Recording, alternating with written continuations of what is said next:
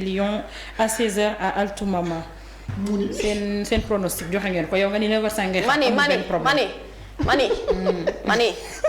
mani Baasan maa ngi lay nuyu naka waa Qatar baa ñu ngi ci jàmm tubar fakal Baasan yegg na Doha ma nga Qatar taar kal la te du ñàkk dina la woo sax Nabou si j'ai reçu son message tout de suite dina la woo sax parce que nee na dina xool xaw ma nan daal la wax xaw ma dina ko xool daal ba xool nu muy mën a duggee ak yooyu ci kii bi Paasan alkataaru Malaisie teyel sa ngor dama kii la émotion waaw bul jooy teyel sa ngor émotion bee ma jàpp xam nga lu tax émotion bi parce que Paasan bi muy dem xamoon na ni day dem mënu na la yóbbaale dama yow seytaane nga de non mais tax mais loolooy dëgg mais baby yow booy mënoon na la yóbbaale parce que man xam nga je parle même pas de moi parce que man moom wax dëgg yàlla tapet naa tapet boo xam ne mënu ma dem mais yow mën nga dem mais fa dem mais nag Cheikh waxoon na ma day dem alkataaru mais mënoon na la yóbbaale dëgg wax bi ak waxoon na ma ne day dem tubar fa kàll te man sax nag Nabou boo dee dëgg la li ma demul kataaru gii mere naa ci lool ministre bu bees bi nu mu tudd xaw ma turam nu mu tudd mooy ki ñu génnee ci kiyam bi mooy ki ñu refoulé ci hôtel ba yaa ngi dégg dañ koo dàq ci hôtel ba mu new. déet dafa newoon day dal ci hôtelu Lyon yi ñu dàq ko. Mais gis naa Augustin di wax ne fal ca hôtel ba la dal de. ñu ne ko ñun ca hôtel ba la mujjee dal. waaw. en tout cas ay problème ak warul am seen diggante. ñun daal suñu yoon nekk ci bu ko neexee sàllaaw mu fanaan sax ci mbeddi Doha yi. dañ mooy su joxoon boole yi rek. ñun xam nga lu suñu mënu rafet. ñun dafa gën a ñaaw mënu rafet waaye xam nga lu sama xol bi sedd ba émotion bi jàpp moom mooy au moins Pa Assane dem na. waaw moom de dem na bu Pa Assane demee.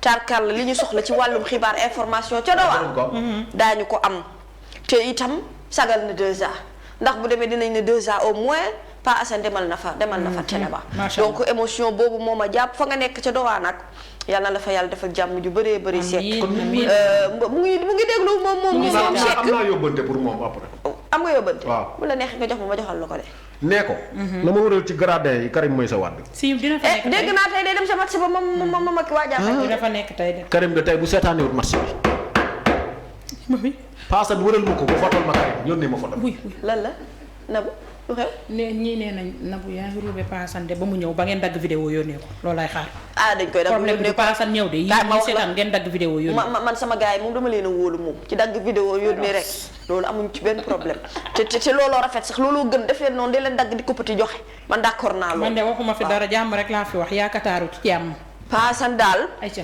ma nga naan ma ay waay fii bu ñu fi defoon fajaru tubaar fakal macha allah xam nga nag Qatar tubaar fakal dafa taaru. Doha dafa taaru lool macha allah. et c'est une belle expérience nga vivre ay moments yu mel nii. ay coupe du monde nga dem coupe d'Afrique nga dem être dans cette effervescence là c'est vraiment très très bien et donc Pa Assane on sera content saa yoo amee occasion pour dugg rek ñu daal di xool li nga xam ne moom mooy ambiance Doha foofu li maintenant pour revenir au match d'aujourd'hui 9h05 jotagul.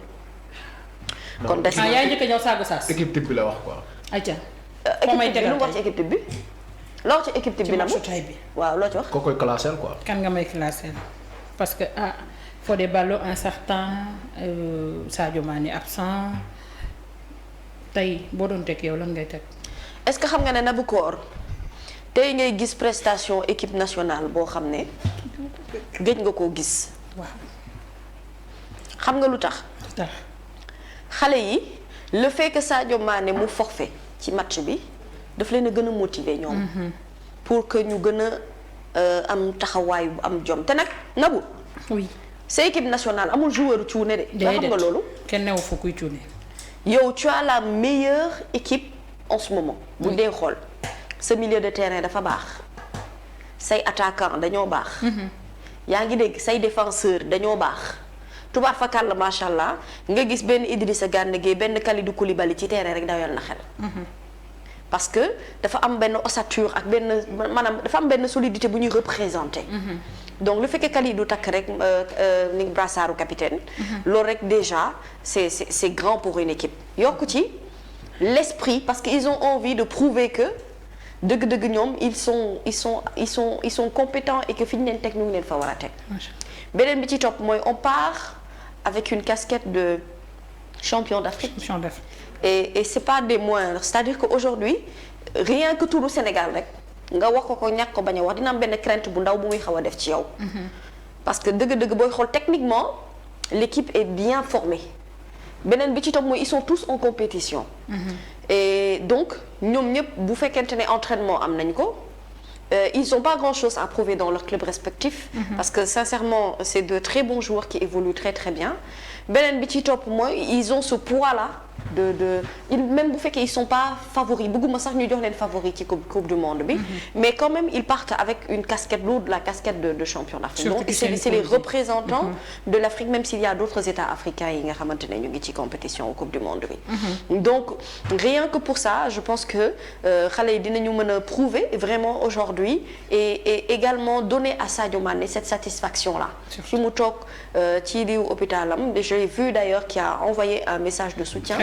très très fort ñi nga xamante ne ñoom ñooy Lions yi pour wax leen ne faites honneur à notre pays faites honneur au Sénégal je sais que ñu bëri nag déjà dans l'ambiance xaw nañu yaram yi xaw nañu sedd tuuti xaw a fas tuuti parce que dafa bëri ay incertitudes quand même aussi ci équipe bi parce que bu ñu nee Fodé Ballo il est blessé il est incertain que mu jouer Jacob avec son problème de papier wala je sais plus de nationalité tey ak kan moo blessé waat si je me trompe pas non am nañ 3 yoo xamante ne au moins leeruñu ndax ils vont jouer tey te yow sachant que ni équipe am na fu muy toll foo xamante ne dañu soxla woon ay forces yoo xamante ni peut-être ñoom ñoo fay taxaw wala am na poste yoo xam ne ñu ngi leen fa doon xaar comme Balla Touré ci côté gauche bi nga xam ne ñu bëri dañu ko fa doon xaar parce que gisuñu Saliou Ciss te yaakaar yépp ci moom la demoon doublon nga xamante ne du mën a jouer premier match bi nan lay mais xam nga Saliou Ciss déjà moom je veux dire amul compétition c'est vrai que c'est un bon joueur nag il joue bien mais amul compétition donc Ballou oui mais et puis Nabou bu ñu fàttee Coupe d'Afrique bi ñu ciy dugg mais on avait plein de joueurs qui avaient le Covid donc du coup qui n'ont pas joué et c'est pas pour autant que l'équipe nationale a flanché. Je veux dire que chaque joueur est important dans l'équipe nationale. Chaque joueur est important. C'est vrai que bu amee ay blessures et puis moi je me demande est-ce que c'est pas le même scénario bu ñuy dundaat finalement est-ce que c'est pas le même tracé c'est pas le même scénario si c'est le même que Dieu puisse faire que ci yoon boobu noonu ñu yegg ba ci cappaandaw gi ñuy soox ndànk di gagner match par match comme cette match là nañu ko négocier rek et je pense qu'ils ont le mental pour ça après tout est question de mental tout est question de gëm-gëm et le fait justement de vouloir mouiller le maillot c'est ça qui est important je pense que koo ci mënti teg tey ci terrain bi ci sélection wu Aliou Cissé bi c'est-à-dire c'est des personnes qui se valent donc mën nañu dëgg-dëgg remplacer kenn ku am blessure wala keneen koo xamante ne par exemple je sais pas man parce que y a tellement de forfaits finalement ci coupe du monde bi même Karim Benzema attends ku la waxoon ne du participer alors que dem na ci participer na ci premier galop d'entraînement yi oui ça man je le disais tout à l'heure à Madia ci yoon bi ma ne ko tu sais coupe du monde bi dina bëri surprise lu tax muy bëri surprise parce que c'est pas la coupe du monde des grands footballeurs mondiaux c'est la coupe du monde aujourd'hui si tu veux de ces jeunes talents là wala de ces personnes qui sont dans les équipes te amuñu ascendance bi nit ñi di xaar ci ñoom je pense que ça va être l'occasion pour eux de prouver que justement ils ont leur place au sein de l'équipe nationale et ça c'est bien parce que motivation de plus la xam nga équipe du dara Nabou mental la rek match moom da nga koy gérer match après match donc autant nga bañ a xeeb sa benn adversaire j'ai vu hier c'est vrai que Qatar mais écoute quand je les ai regardés jouer j'ai dit le Sénégal a une chance vraiment de pouvoir il faut d'abord essayer de sortir de ce match avec les Pays-Bas bu ñu génnee ci match ak Pays-Bas bi te dañ ciy am ndam parce que ndam laa gis moom laa gis je te le dis jërëjëf Selbé Samb kontaan nañ ci yow am na ndam ñëw ndam li yàlla ñëw ndam laa gis dañ ciy am ndam bu ñu gérer match Pays-Bas bi ba génn ci après on aura le Qatar et le Qatar je pense que vraiment avec beaucoup de concentration je pense que si bu ñu sans pour autant ñu xeeb joueurs yi quand même parce que c'est une sélection de football bu ñu yegsee ba ci coupe du monde c'est parce que dëgg-dëgg am nañu compétence bi pour loolu mais ñun tamit am nañ compétence pour dóor le Qatar je pense bu ñu dee xool dëgg-dëgg ci dispositif de jeu bi nga xam ne moom la Aliou Cissé di teg on pourra se sortir de ce match donc bu sunu ndam li ak Pays-Bas inchallah tey ak sunu ndam li Qatar Équateur bu ñu nañ ko gérer parce que je pense que man ci poule bi Équateur laa ci gën a jël au sérieux oui li tax ma gën ko ci c'est numéro 13 sérieux li tax ma gën ko cee jël ñu fàttali ko sëriñ si rek c'est numéro 13. seen numéro 13 amul lu mu baaxeewul. ba pare na xoolal c'est-à-dire que c'est des gens yoo xamante ne tu as remarqué. laa koy yónnee kii tamit photo bi. Aliou Cissé laa koy yónnee. Qatar démb dañoo teg 3-4-3 boo xamante ne ils ont pas pu contenir aujourd'hui la vitesse la rapidité de jeu bi nga xamante ne moom la waa Équateur teg. Ils ont pas pu contenir également li nga xam ne moom mooy dépassement de balle yi nga xamante ne gis nañ ko ils n'ont pas pu contenir la rigueur dans le football et là loolu c'est important c'est-à-dire c'est un b.a.-ba est-ce que aussi ci sport bi pression bi parce que aussi match d'ouverture c'est pas évident ce peuple ñëpp toog dafa am une certaine pression bi nga xamante ne da nga koy gàlloo sachant que démb ñoom bu ñu xoolee seen système bi nga xamante ne même si dañu teg 4-3-3 mais dañu def bloc bas dès le début dañu wàcc ci seen camp daal di taxaw fermer lépp et la meilleure façon pour pouvoir gagner un match il faut juste attaquer booy défendre pour nga encaisser day yomb. mais justement c'est parce que Équateur dafa rey match bi dès le début. Ils ont su profiter en tout cas bu fekkente ne c'est une situation de faiblesse bi nga xam ne les Qatariens moom la ñu wane. Ils ont su profiter de cette situation là. moo tax gis nga football nabu koor. boo jekkoo boo mënee dóoral. bul gaaw a suur bul gaaw a doyal. équipe yu ne mag yëpp loolu lañ ciy génnee gis nga Barça bu lay dóor ba mën laa dóor da lay dóor ay score yu rëy. neel Bayern ak waaw c'est vrai dañ lay paqueter doon la ay score yu rëy 7-8 c'est ça parce que parfois aussi quand tu joues oui la pression d'accord mais je veux dire xam nga Qatar aussi c'est pas une très grande nation de football quoi qu'on puisse dire seen sélection yi c'est vrai que ils ont un bon entraîneur Félix Sanchez mais je veux dire que même avec ça également pour man am na lu bari lu des loo xamante ne c'est pas seulement le fait de sélectionner ou d'aller acheter des joueurs qui fait que également yàgg nañu jouer ensemble et tout mais c'est-à-dire il suffit que tu sois dans une grande compétition pour comprendre la réalité dafa am ay compétition yoo xamante ne dafa am réalité de jeu que ça soit coupe du monde wala muy ay Champions League dafa am benn réalité boo xamante ne moom moo ci nekk c'est un mythe en fait que tant que l'équipe n'a pas percé fenn fi du fa mën a yegg donc aujourd'hui xëy na peut-être ils vont se réveiller un tout petit peu plus on aura peut-être un match beaucoup plus tactique wala beaucoup plus technique ak li nga xamante ne moom mooy Qatar en tout cas il faut d'abord se départir du Pays-Bas et ça va se faire Inch'Allah aujourd'hui je crois vraiment en la victoire des Lions ci match bi nga xamante ne moom la ñu am tey buñ ca génnee dama ne Qatar nañu fexe ba paqueté d'or bu ñu paqueté d'or Équateur ñu négocier buñ ci yàlla mayee ndam baax na mais ça va pas être une équipe qui va être facile à battre par contre parce que man li ma gis démb ñu joué ko c'est-à-dire kuy football Qatar di tëdd nelaw kon yow la neex defal quoi gars yi dañoo mën a football gaaw nañu mën nañ football am nañ précision de tir te loolu yëpp nag bu ko ay joueurs amee c'est des qualités très très fortes et puis ñoom seen match yi ñu mujjee def Équateur liñ ci nemee ko mooy ñoom ils dañuy door ñoom du ñuy encaisser mais dañuy door sax dañuy door ñuy encaisser donc il faut faire très attention mais est-ce que xam nga ci qualification coupe du monde bi Équateur ku ñu dajal pratiquement yow tu as eu de sérieux problèmes pour te défaire de cette équipe là parce que dañuy door xam nga ba pare li gën a li seen fort mooy lan xam nga pays organisateur booy football ak moom dafa am benn certaine pression oui mais ils ont enlevé ce complexe là en fait dès l'entame du match ils étaient dans le jeu ils étaient dans le game donc c'est ce qui a fait que vite fait dañu déstabiliser un peu cette défense bi moo jur penalty bi nga xamante ne numéro 13 bi d'ailleurs moo ko tiré et qui a signé ensuite le doublé avec ce coup de tête bi nga xam ne moom la dugal pour le deuxième but donc yow Socé yaa ngi mel ni ku bokk ci plateau bi te ñu laa may tuuti nga mos mosal ku toog ci stade bi di seetaan match mosal mami na mos ñu yeggali ayca Socé mosal man bu ma waxee mbaa du ngeen am déception amul problème waxal lu la neex daa leen ma déglu leen rek yooyu amu ci benn problème nit buy wax day wax lu mu xam. waxal rek li nga wax yëpp xam nga ko. waxal man de yow fii petit camp mosal def nañ ko fi tulli balteg mbëkk balteg dënn. mami ayca mais yow mami. waxal li nga xam rek. mais yow da ngaa tàng. kii dafa féroce nga naan. ci mais yow destination Qatar bi yéen ñaar ñii. da ngeen cee war a bokk. ñoo waroon dem di. non taasa na saa suñu billet. man bu ma leen di déglu damay mel ne kuy seetaan canal. ñoom Habib muy ñaan. la ilaha illallah.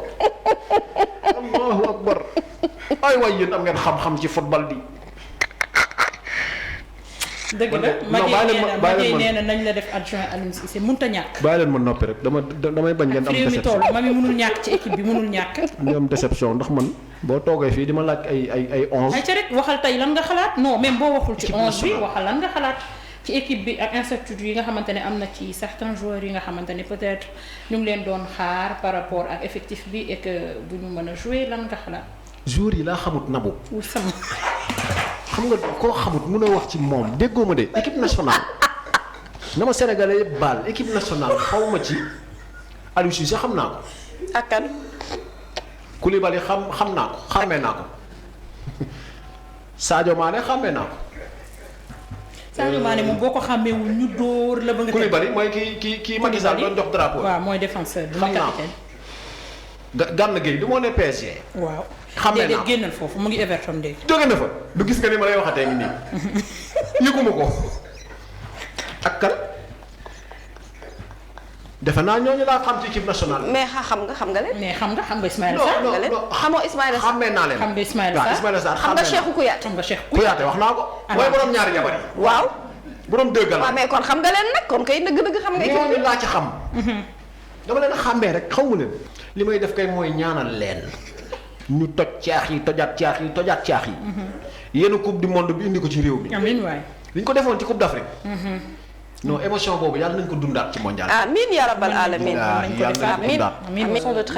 war nañu jàppee Pays-Bas adversaire boo xamante ne peut-être mën nañ ko door wàcc parce que Pays-Bas équipe bu baax la ñu yor. parce que boo xoolee club yi gën a baax ci monde bi doo fa dugg te doo gis. mais attention mais Pays-Bas moom laa la wax ne la Pays-Bas en fait Sénégal bu génnee ci match bi. man gëm naa ne match yi ci topp mën na ko gérer parce que sincèrement man c'est une équipe que je crains.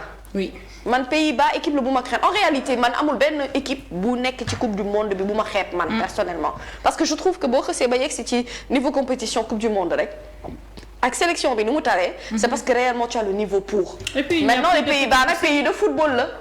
c'est des gens qui connaissent le football qui le pratiquent. Il y a de très grands clubs et de très grands joueurs. ci seen équipe donc ils sont extrêmement bien. ils sont techniquement dañoo taxaw. tactiquement également dañoo taxaw. te dañoo xaw a am tuuti kii ngaa la xaw a am tuuti football anglais. dañu c'est ça en fait donc ce qui fait et le football anglais. est très difficile à soutenir. oui. pour un Africain qui n'a pas l'habitude de jouer dans les grands clubs maintenant notre chance est que ñun aussi. nos joueurs évoluent dans de grands clubs. Oui. Donc am nañu habitude am rythme boobu. Est-ce que comprendre nga et au-delà de tout cela comme je dis encore une fois il y a cette casquette là cette détermination et puis surtout nit ñi le fait que ñuy poser la question est-ce que aujourd'hui le fait que Sadio mu bañ a bokk est-ce que du casser un peu li nga xam ne moom mooy rythme bi est-ce que le Sénégal va pouvoir sortir vainqueur ou gagnant de ces rencontres sportives ou de ces matchs là. Parce que le grand Sadio Mané n'est pas là et ce sera l'occasion justement pour l'équipe de Crépin Diatta entre autres Crépin rek déjà c'est un buteur Ismaïla Sarr c'est un buteur. Mami tu as Iliman Ndiaye da nga ko titulariser mu dugg. c'est un buteur hein. Iliman Ndiaye. Iliman Ndiaye mais fa laa jëm dégg nga ne Iliman Ndiaye aussi même chose je veux dire tu as des buteurs. yow dans ton équipe. Tu as de bons défenseurs, tu as des attaquants, tu as un bon milieu de terrain. Mais aujourd'hui, qu'est-ce qui te manque de plus? C'est juste une question de motivation. Et cette motivation, am nañu ko parce que ñoom aussi dañu am envie prouver ne au-delà de la victoire de la Coupe d'Afrique qu'aujourd'hui même en l'absence de Sadio Mané c'est une équipe qui mérite d'être dans ces compétitions Coupe du Monde bi et qui va prouver match après match que justement am nañu tout ce qu'il faut pour que équipe bu ñu dajeel ñu mën la dóor mais du yomb nag Pays-Bas c'est sûr que ce sera un grand match une très très grande rencontre bokk na c'est l'une des affiches yi nga xamante ne mooy affiche yi gën a mag ci Coupe du Monde bi Sénégal Pays-Bas et donc on espère vraiment avoir une victoire te man victoire sax laa gis. dam laa gis. ñëw si Pays-Bas du équipe bu ndaw mais bon. non du équipe bu ndaw de. du équipe bu ndaw baax na mais dinañ ko dóor ci kàttanu yàlla. waaye surtout suñu baax loo xam gëm naa ko. léegi man mais Sénégal dañu bëgg football. bu match bi jàllee. premier match bi bu jàllee ma xool nu may toogaat. damay laaj dama xamut kii Sadio Mané moom kon ku ko war a remplacer fi mu waroon taxaw moom Sadio fi muy taxaw. fi muy. léegi foofu moom ku fay ne. Iliman Ndiaye. est-ce que du Iliman. parce que moom ak Saliou Ciss ñoo doon nekk ci gauche bi si je me trompe pas c'est ça non. Iliman Nabou Wil Socé nee na Iliman mooy kan. moo ci kan ci gone yi Iliman. nee na Iliman moo ci kan. waaw mais kii nañu affiché joueurs yi waaye ndax moom. yow dimbali leen Socé ñu affiché joueurs yi. balaa dara am na nag ku ci xees pecc. boo koy demal.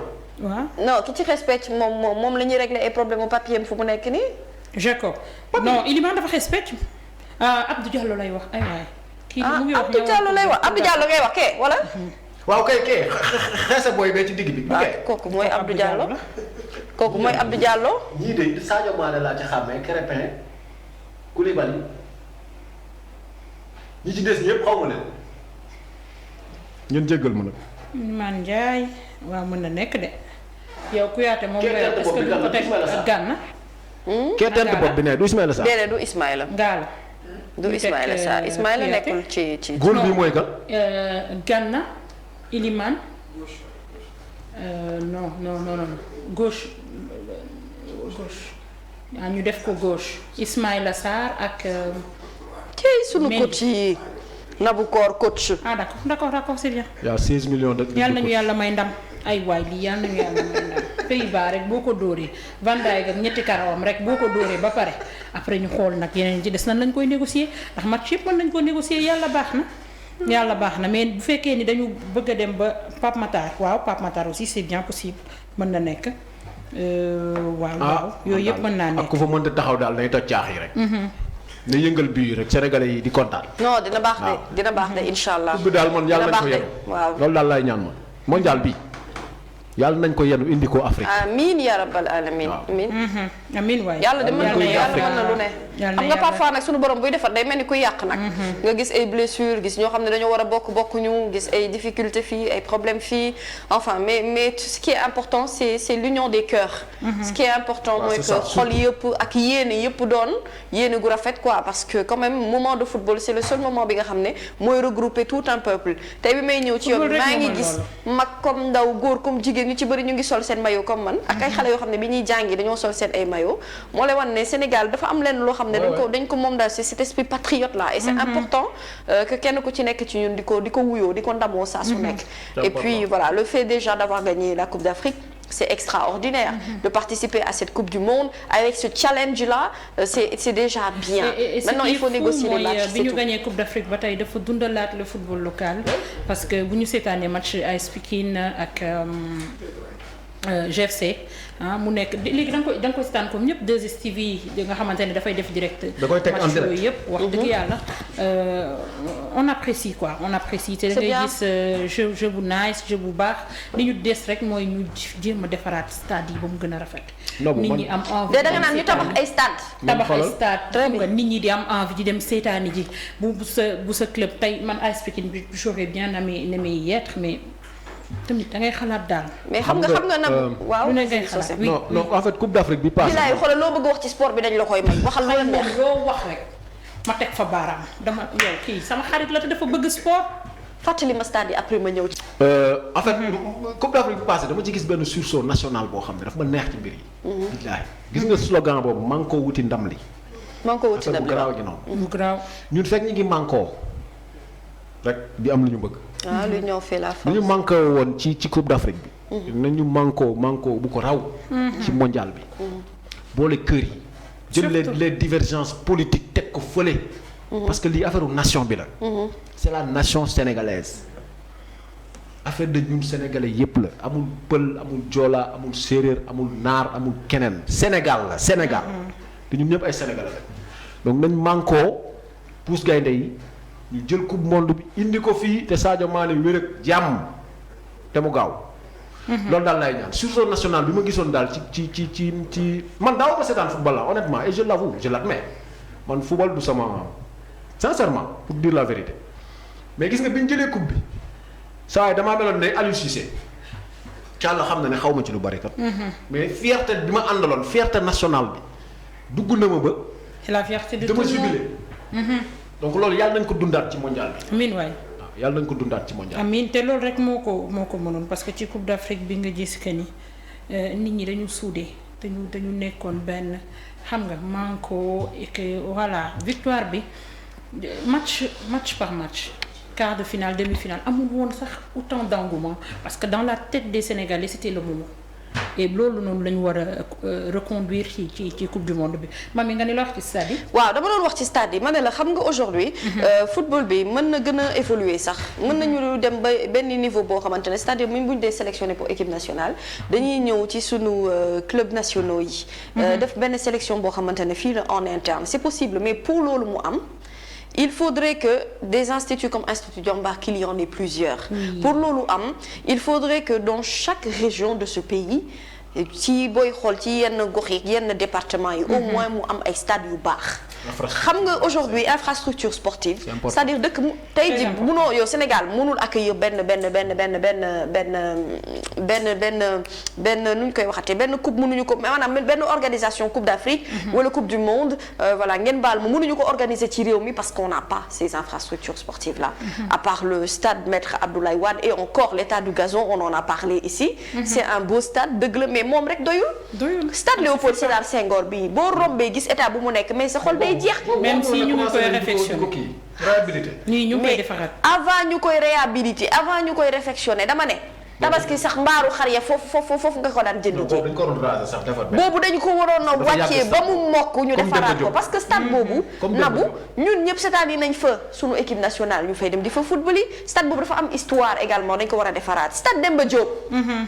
mais boobu itam état bu mu nekk nga xam ne ñaata yoon mur affaissement yi du woon Demba Diop la woon. oui loolu yëpp ñu am ci ay nit ñoo xam ne gaañu nañ ci ak yooyu donc je veux dire que loolu en fait cim réew loolu état bi daf ko war a également def priorité. ni muy defee priorité santé éducation et sport également c'est important dans un pays. bu fekkee da nga bëgg aujourd'hui yenn compétition yi nga mën ko accueillir ci sa dëkk il faut travailler sur ces infrastructures sportives là. ça va permettre au football local de pouvoir se développer il y aura moins cet esprit de violence ou encore même à la limite de banditisme parfois ci nawetaan yi yeneen ni mel parce que dañ ko desee jël un peu au sérieux par rapport ak ampleur yi nga xam ne wala moom la war a am te fii on a des joueurs locaux yoo xamante ne nabu dañu mën a football xëy na peut-être dañ dul am chance ñu capter leen ci ay club yu mag a mag à l'international pour ñu fay football mais fii au niveau local ils sont très très bien mais on ne peut pas développer un grand football on peut prendre l'exemple su fekkee le local n'est pas bon bi nga xamante ne actuellement mu ngi développer football am bu baax a baax football local am ñun aussi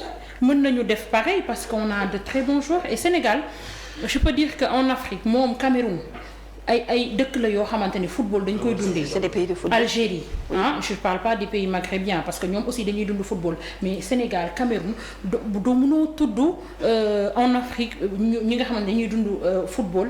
à Côte d'Ivoire sax à Côte d'Ivoire même les éléphants de Côte d'Ivoire le Ghana les Black Stars du Ghana tu vois ñooñu ñëpp c'est Afrique du Sud les Bafana ñooñu ñëpp c'est-à-dire que Afrique pays continent football la de on aime ce continent là et les pays yi nga xamante ne comprendre nañ ne justement que parfois yenn atouts yi ça peut même venir du sport ils ont su développer des infrastructures sportives si le Cameroun a pu accueillir la Coupe d'Afrique c'est parce que justement liggéey nañu ci wàllu boobu Afrique du Sud on n'en parle pas ci wàllu développement yeneen yu ni mel et aujourd'hui que ça soit donc c'est vrai qu'il y a d'autres États qui sont bien dans le football comme les éléphants de la Côte d'Ivoire ou encore comme je l'ai dit les Black Stars du Ghana Burkina Faso les Bafana tu vois ñooñu xanaa xam nga leen soose Didier Drogba da xam naa ci Coupe d'Afrique bi ñu génn Cap-Vert mais Cap-Vert mooy surprise bi un jeu comme pas possible ci mondial bi man ku ne ma woon Cap-Vert du dem ba final ma ko gëm moo tudd Côte d'Ivoire ma ne ko Didier Drogba de xam naa ko. waaw dama ne xam nga ñoo xam ne au moins dañ leen di woowee quoi. Yékini du moo nekkoon Nigéria yaa ngi fàttaliku Yékini waa jooju ak am doole. soo semi daa gëj a seetaan football mami 9h05 kooku defe naa ca 92 ba la de. baax na soo sa jërëjëf. waaw Yékini moom jàpp na. bàyyi ko li mu ci xam mu wax ko bàyyi jàmbur. bàyyi jàmbur Samuel Eto'o xam naa jox couronne waaw moo yor Samuel Eto'o xam naa léegi mooy président fédération bu Cameroun. bu Cameroun bu Cameroun waaw. alhamdulillahi rabbil alamin waaw mbir boo koy jox da nga koy jox ku ko xam. dëgg la. waaye seen paa bi aussi dañ ko lijjanti nag ñoom waa Cameroun. loolooy dëgg. Adja 9h07 jot na 9h05 boo xam nga joxe sa pronostic balaa ñuy. 9h05 sama gént gi waaw man nag nabu ko li ma gis.